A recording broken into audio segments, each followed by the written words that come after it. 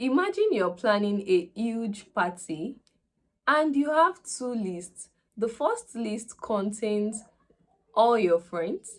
The second list contains the snacks they love. Now, how do we match these two lists to make sure everyone gets their favorite snacks? That is where Joins comes in.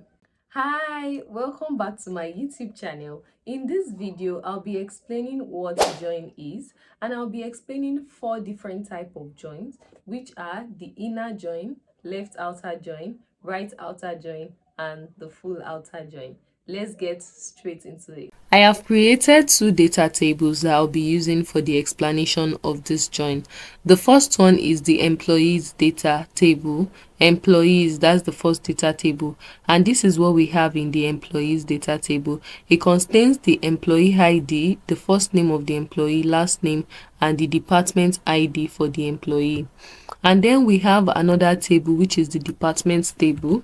And in this department table, we have the different department ID with the department name for the ID. If you know how to create a table in SQL, just like I've done, you can check up my video on how to create tables in SQL so that you can follow along this tutorial. So let's talk about joins now. Clause. Join clause is used to combine rows from two or more tables based on a related column between them.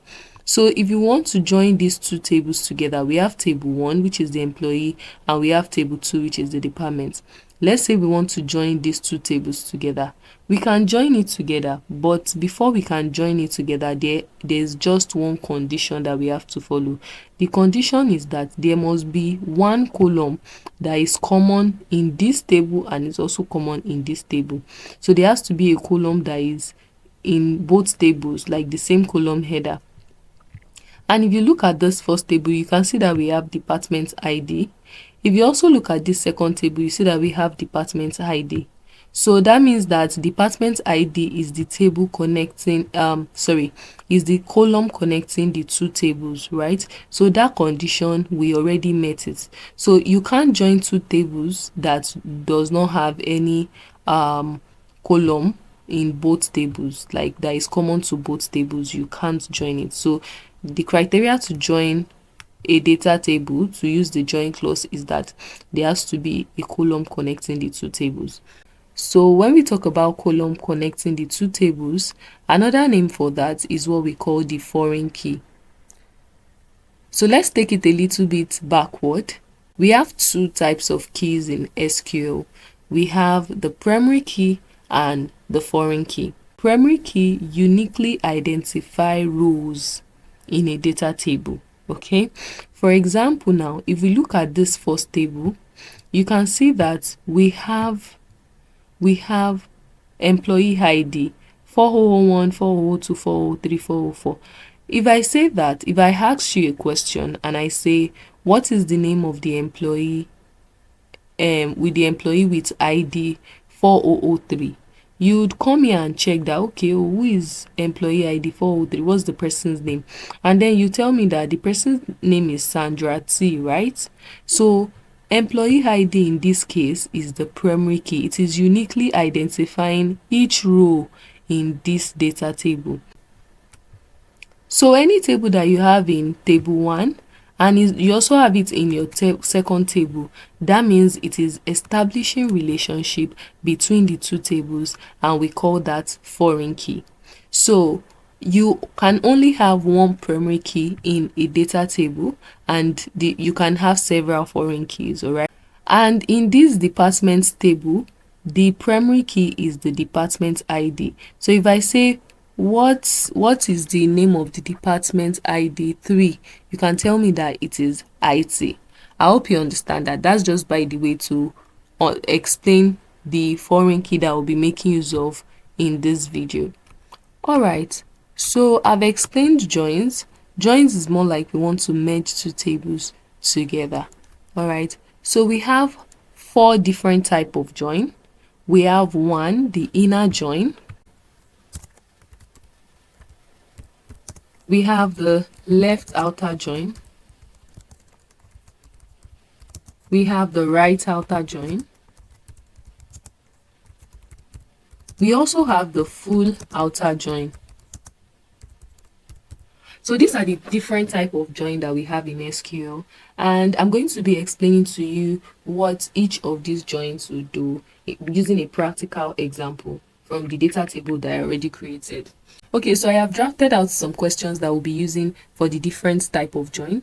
So for the first type of join, which is the inner join, we are going to use this first question to answer that. So the question says that which employee have been assigned to a department and what are their department's name? We have two tables. We have this and this. And the question says which employees have been assigned to a department. We want to know the employee that already has a department assigned to it.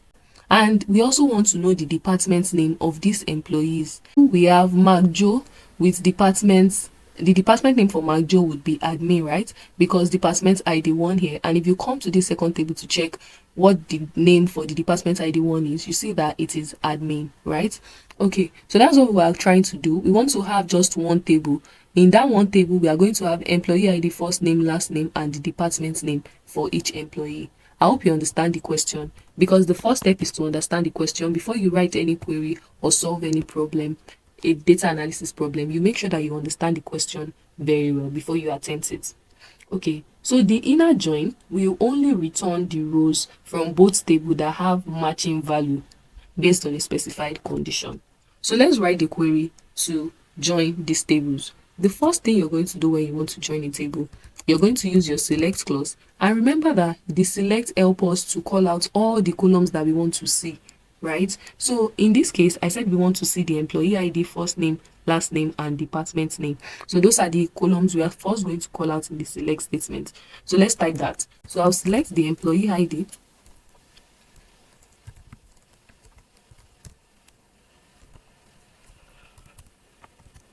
Okay, and then I'll first name, last name, and the department name. So these are the columns I want to see that I'm going to extract from both tables. Okay, so let's press the enter key.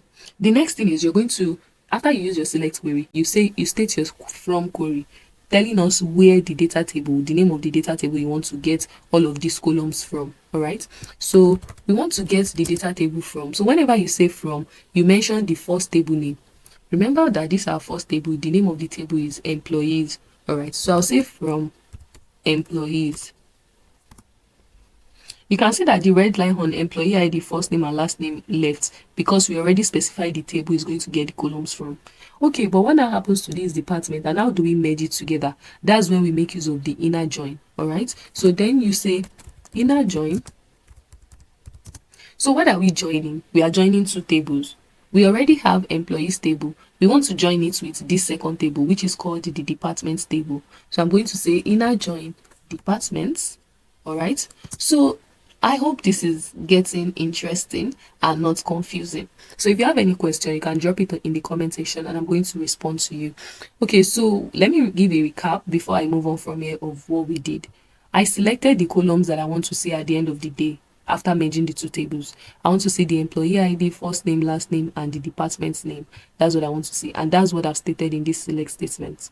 Okay, so and I said from my first table, which is the employees table, and then I want to join it using inner join on the second table, which is the departments table. Okay, so now remember when I gave you the definition for join, I said there has to be a column connecting them. That's the foreign key. So you have to say that on, what are we joining on? We are joining on the column that is common between them. So in this employees table, we have department ID, right? So you're just going to say table name dot column name. That's the format we are using. So it will be, this one now is employees table. So it will be employees dot. So what is the column in the employees table that we want to connect with this? All right, so because they have the same column name, that's why I have to specify the table name first before I specify the column name, so it will know which table I'm referencing and which table it should go into. So I'm saying in the employees table, go and pick the department ID. Okay, and I'll say make sure that when you are joining it, the department ID in the employees table is exactly equals to the department ID in the department table. So it will now be table name, which is department, dot the column name, which is department ID. So this is everything. I hope this was not complicated.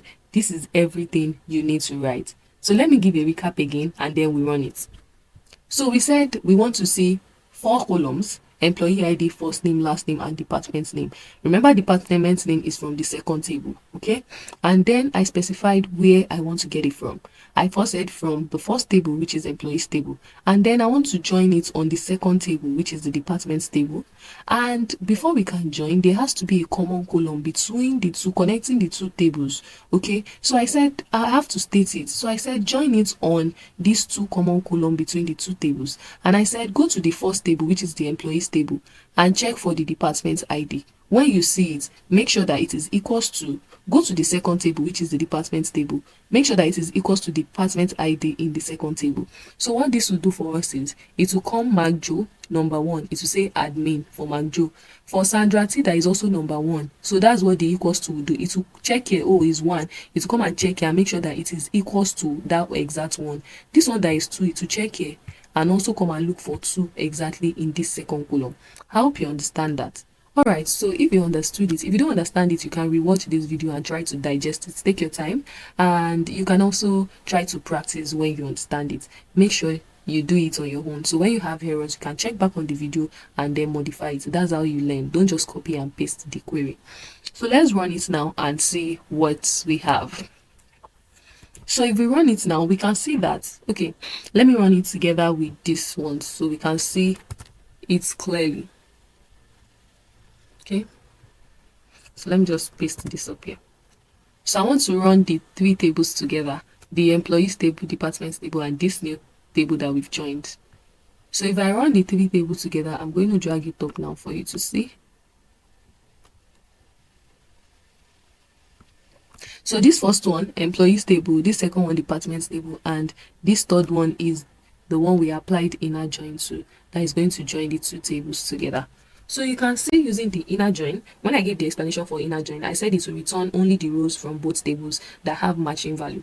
Employee ID for 1, Mark Joe is in department 1. It will come here and check who is in what's the department name for 1, admin. Then it gave us employee ID Mark Joe, admin. The second one being Sam, HR, being Sam HR. The third person, Sandra T, number 1. So he gave us Sandra T, number 1 is admin. Then this last one, Tayo June, number 3, which is IT. So Tayo June, which is number 3, IT. So if you're wondering why it didn't return this value and it didn't return this value, the reason is because they don't have matching values. There's none in this first table, but there's nothing like no in the department ID in the second table. So it will ignore it if you use inner join. So if there's no matching values, all right, it's going to ignore all those rows without matching values. And for this case, you can see that the markets in number 4, we don't have anything like number 4 in this order, in this first table, so it's going to ignore it as well. So it's only return the rows with matching values. I hope you understand inner join now. Okay, so let me explain the other type of joins. For left outer join, all right, so we don't need to write the query again. That's the beautiful thing about this. I'm just going to copy this and use it to explain we are going to list all employees and their assigned departments. Okay, so all I just have to do is change this inner to left outer join. Okay, so just change it from inner to left outer join. So outer join will return all rows from the left table. Another word for left table is the first table or table 1. The first table you specified, okay, is going to return all the value in this table, and then it will now look for matching values in this table, but it is going to put this left table into consideration first. Everything in this left table is going to return it, whether there's a matching value here or not. This is our priority. Let's run it and see how it works.